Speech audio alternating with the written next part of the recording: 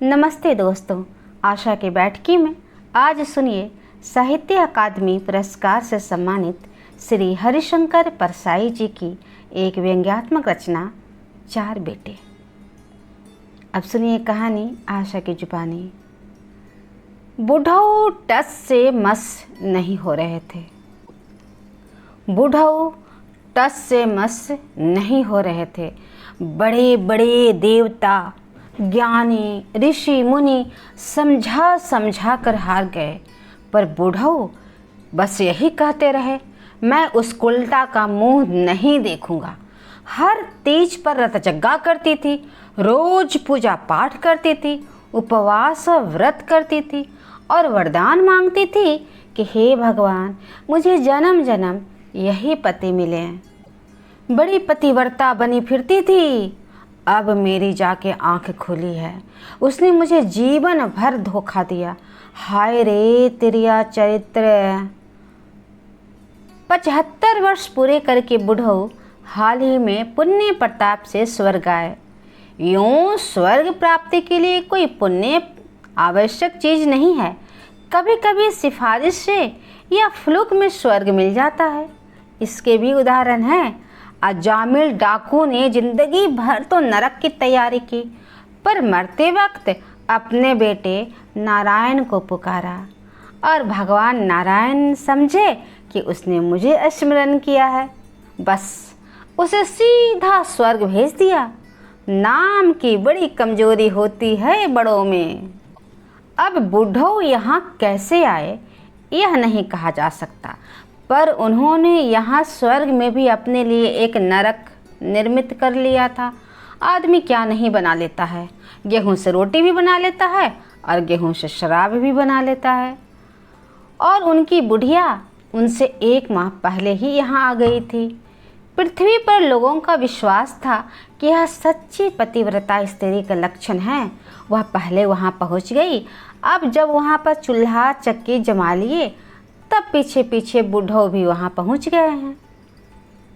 यह सच था कि वे आदर्श पति पत्नी थे।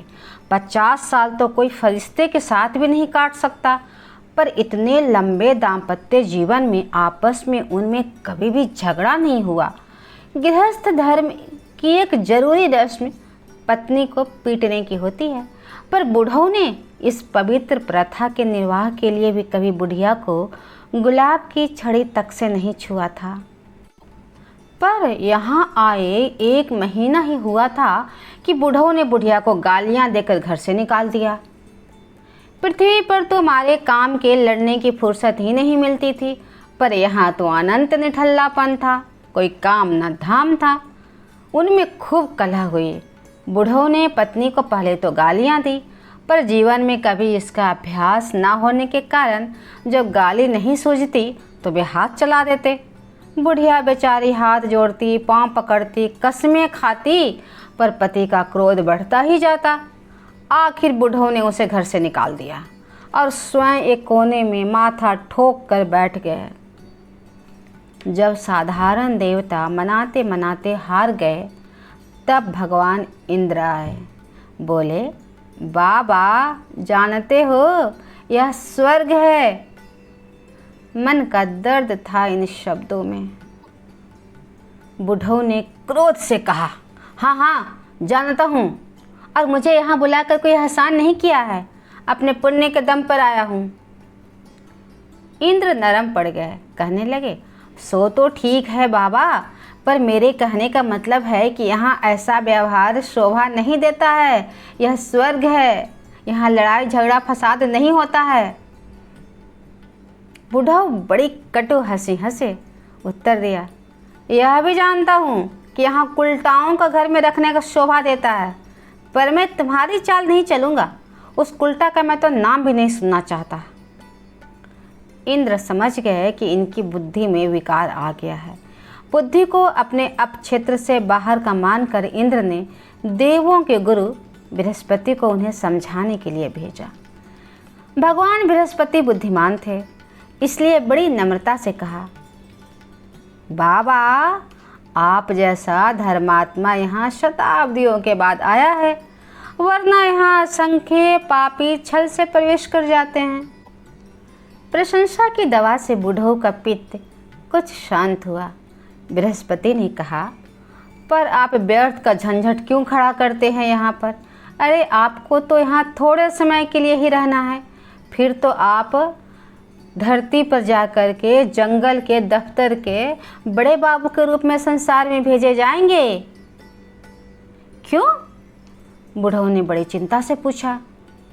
बृहस्पति ने समाधान किया, वो क्या है बाबा कि आप जैसे कर्मशील व्यक्ति का निर्वाह इन आलसियों में कैसे होगा। इसलिए तो कहता हूँ कि जब थोड़े ही दिन यहाँ रहना है तो क्यों आपस में झगड़ते हो, उसे बुला लो। बुढ़ऊ की ढीली पड़ती भी भ्रिकुटी फिर तन गई। बोले, नहीं, यह हर्जिक नहीं हो सकता, मैं उसे नहीं बुलाऊंगा, मैं उसका मुंह भी नहीं देखूंगा। बृहस्पति ने पैंतरा बदला। बोले, आप नहीं मानेंगे तो आपके जीवन कर्मों की जांच होगी, तब जाके कहीं यह मालूम हुआ कि आपके 50 बीघा 500 बीघा कैसे हो गए, और जिस मकान में आप रहते थे उसके आसपास के मकान भी आपके कब्जे में कैसे आ गए, तो ज़रा उलझन में आप पड़ जाओगे। इसलिए मेरी सलाह मान लो और बुढ़िया को मना करके घर ले आओ, निभा लो बात। बुढ़ऊ को गुस्सा आया, कहने लगे, यह धमकी किसी और को देना। मैंने जो कुछ कमाया है मेहनत और ईमानदारी से कमाया है। कह दिया कि मैंने उस उल्टा का मुंह नहीं देखना है तो नहीं देखना है, मैंने उसे हमेशा के लिए त्याग दिया है और बस मैं कुछ नहीं सुनना चाहता। बृहस्पति ने उसी प्रकार शांति से कहा, देखो बाबा, तुम्हारे त्यागने से यहाँ कुछ नहीं होगा। बुढ़िया पतिव्रता है, उसने अपने भक्ति से यह वरदान पा लिया है कि तुम ही 7 जन्मों तक उसके पति होगे। जब उसने अपनी भक्ति से तुम्हें 7 जन्म तक पति के रूप में मान लिया है तो तुम्हारे निकालने से अब कुछ नहीं होगा। बुलाओ उसको, तुम ही उसके 7 जन्मों तक पति होगे। बुढ़ऊ ने त्योरियां बदल कर कहा, ऐसा नहीं हो सकता, यह धांधली है। ऐसी धांधली तो मैंने अपनी धरती पर भी, कचहरी में भी नहीं देखी है। सुनो, मेरे साथ यह धांधली नहीं चलेगी। बृहस्पति ने फिर पैंतरा बदला। बात यह है कि तुम्हारे मन में संदेह समा गया है, पर संदेह की भी दवा है यहाँ पर। तुम बुढ़िया की अग्नि परीक्षा ले लो।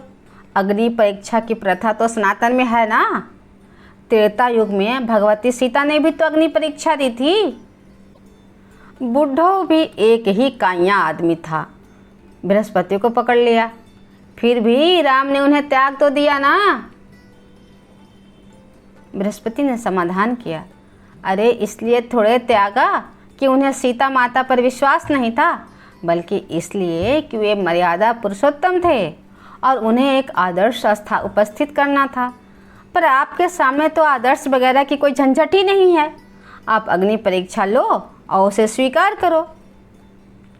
बुढ़ऊ ने कहा, अग्नि परीक्षा में भी मुझे विश्वास नहीं है। जब लड़के ही कहते हैं तब बात झूठी थोड़ी हो सकती है।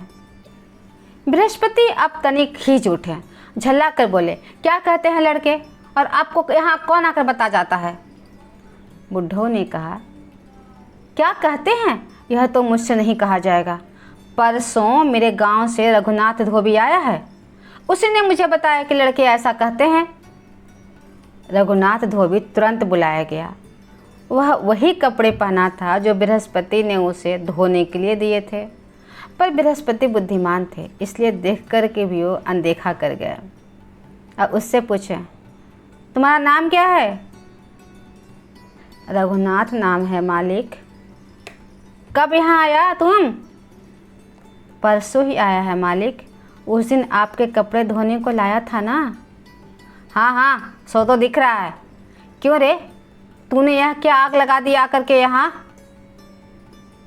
धोबी कुछ बोलने ही वाला था कि बृहस्पति ने बुढ़ऊ से पूछा, बाबा तुम्हारा नाम क्या है। बुढ़ऊ ने कहा, जानकी नाथ। बृहस्पति चौंके, कोई पुरानी बात उन्हें स्मरण हो आई। बोले, सब उलझन तुम्हारे नाम ने खड़ी की है। त्रेता युग में धोबी इस नाम के पीछे पड़ा है। त्रेता युग से धोबी इस नाम के पीछे पड़ा है। तुम धोबी की बात हरगिज न मानना। रघुनाथ ने कहा, महाराज मेरी तो जात ही बदनाम है। जब से मेरे उस पुरखे ने सीता माता को झूठा कलंक लगाया है, तब से हमारा बड़ा निरादर हो रहा है। पर मैं क्या करूं, बिना बताए भी तो नहीं बनता। अब आप ही बताइए महाराज कि अगर आप 40 साल तक बाबा के कपड़े धोते और यहाँ आने पर बाबा आपसे बेटों का समाचार पूछते तो क्या आप ना बताते? बृहस्पति को अपना इस प्रकार के उदाहरण के लिए उपयोग करना अच्छा नहीं लगा, पर वे बुद्धिमान थे इसलिए चुप रहे। बोले, तो तूने ऐसा क्या कह दिया इनसे कि इन्होंने अपनी बुढ़ई को घर से निकाल दिया? रघुनाथ ने बयान दिया, देखिए महाराज, मैंने तो बस इतना ही बताया। जो बताया आपको बता रहा हूँ। ये तो बाबा साक्षात देवता थे धरती पर। सारा इलाका अभी तक इनके गुण गाता है। इनके 4 बेटे हैं, जैसा पिता वैसे ही लड़के, राम लक्ष्मण भरत शत्रुघ्न समझ लो। माता पिता की बड़ी सेवा करने वाले। लोग कहते हैं कि श्रवण कुमार के बाद अब यही लड़के हुए हैं जो माता पिता की सेवा करते हैं, और वह माँ भी साक्षात लक्ष्मी। ऐसा अच्छा घराना कहीं नहीं था। जब बाबा यहाँ आए तो लड़के 3 दिन तक तो वियोग में इनके सूद बूद भूले रहे, दुख में घुलते रहे। पर 5वें दिन बेटों में बहस छिड़ गई कि बाप का श्राद्ध कौन करे, यानी कि पैसा कौन लगाए। भगवान की दया से और बाबा के पुण्य प्रताप से चारों लड़के मज़े में हैं। 2 नौकरी करते हैं और 2 धंधा करते हैं। पर हर एक कहने लगा कि मैं पैसा नहीं लगाऊंगा।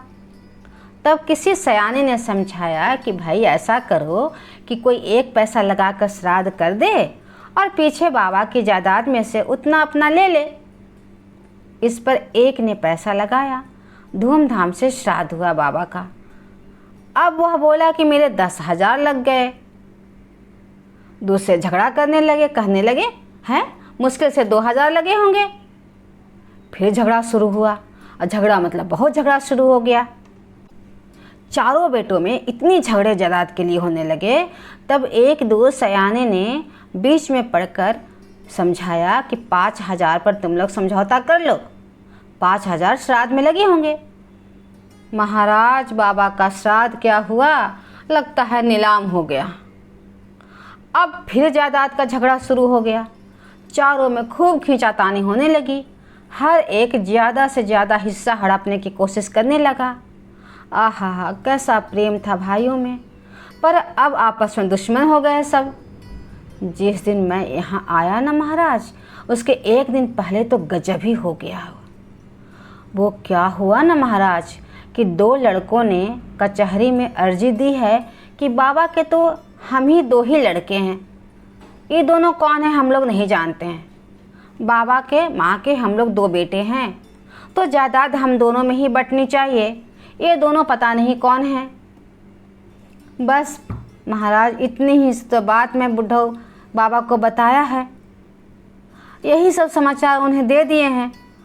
पर बाबा अब उस बेचारी साध्वी बुढ़िया से पूछते हैं कि बता बाकी 2 लड़के किसके हैं।